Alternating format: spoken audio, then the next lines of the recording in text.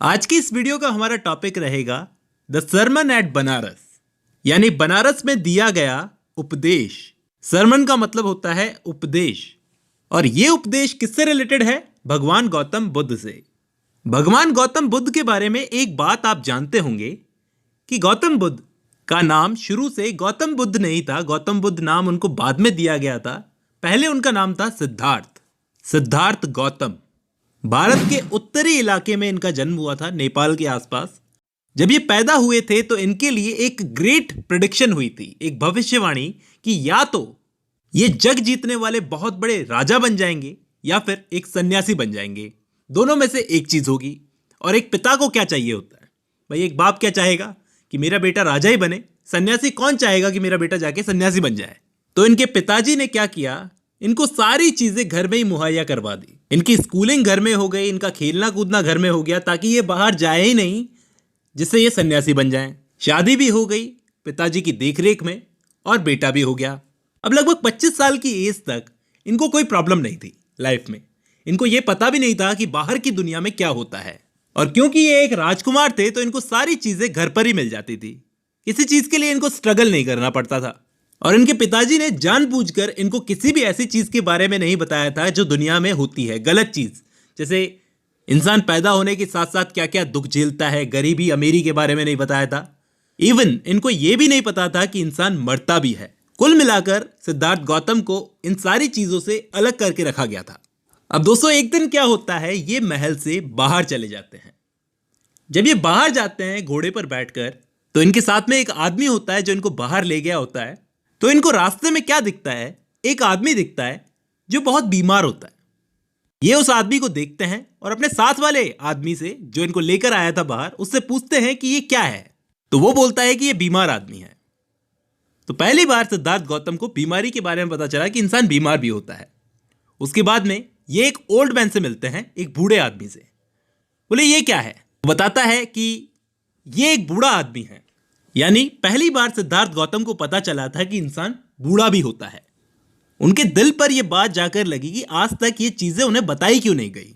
आज तक उनके पिताजी ने उन्हें बहुत ही इजी लाइफ में रखा था। अब वो थोड़ा और आगे बढ़ते हैं तो वो क्या देखते हैं, एक आदमी की अर्थी उठ रही थी। यानी एक आदमी मर चुका था, उसे ले जाया जा रहा था शायद जलाने। तब उन्हें जिंदगी में पहली बार पता चलता है कि इंसान अगर दुनिया में आया है तो वो मरेगा भी। बस यही चीज थी जिसने सिद्धार्थ गौतम को अपना घर छोड़ने पर मजबूर कर दिया। उसके बाद वो अपना घर छोड़ देते हैं, अपनी वाइफ को छोड़ देते हैं, अपने बेटे को छोड़ देते हैं और चले जाते हैं मोक्ष की प्राप्ति के लिए, एनलाइटनमेंट के लिए, ज्ञान की प्राप्ति के लिए।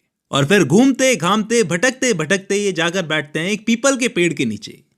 7 दिन के अंदर इनको एनलाइटनमेंट मिल जाती है, यानी कि ज्ञान की प्राप्ति हो जाती है। जिस पीपल के पेड़ के नीचे उनको ज्ञान की प्राप्ति हुई थी, उस पेड़ का नाम बाद में बोधि वृक्ष पड़ गया। सिर्फ 7 दिन में इनको एनलाइटनमेंट नहीं मिल गई थी, काफी सालों तक ये भटकते रहे, तब जाकर इनको ज्ञान की प्राप्ति हुई। अब ये लोगों को उपदेश देने लगे, यानी सरमन्स करने लगे। लोग इनके पास में आते थे, अपनी प्रॉब्लम सुनाते थे और ये उनको सॉल्यूशंस बताते थे। और यहीं पर इसी ट्री के नीचे इन्होंने अपना फर्स्ट सरमन दिया था, जिसे सरमन ऑफ बनारस कहा जाता है। और ये सरमन उन्होंने दिया था एक लेडी थी जिसका नाम था किस्सा गौतमी नाम की एक लेडी थी। उन्होंने बुद्ध के बारे में सुना था। वो इनके पास में आई।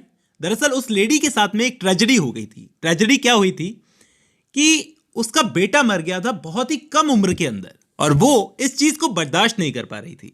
किसी ने उसे कहा था कि जाओ गौतम बुद्ध के पास में जाओ, वही सही रास्ता दिखाएंगे, शायद वो तुम्हारे बेटे को जिंदा भी कर दे।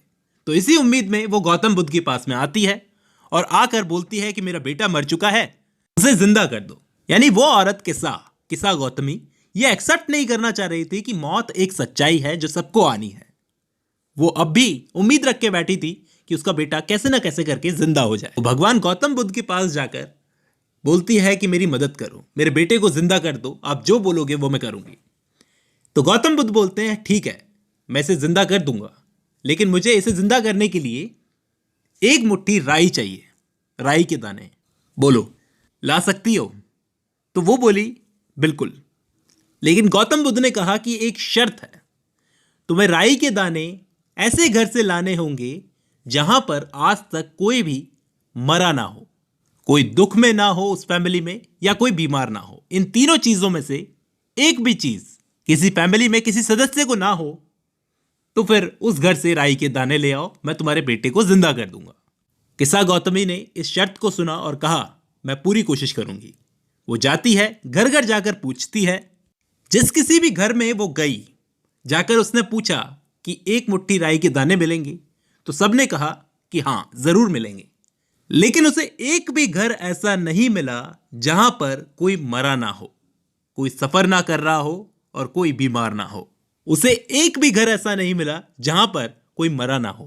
वो जब भी किसी फैमिली के पास में जाती थी, उसे बस एक ही जवाब मिलता था कि हर फैमिली किसी ना किसी बड़े लॉस से गुजर चुकी है, कोई ना कोई बहुत प्यारा फैमिली का गुजर चुका है।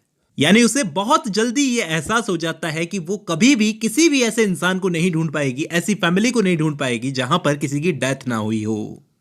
और अब जाकर किस्सा गौतमी को ये बात समझ में आती है कि मृत्यु एक सच्चाई है जिसे कोई भी टाल नहीं सकता, उसे एक्सेप्ट करना पड़ता है।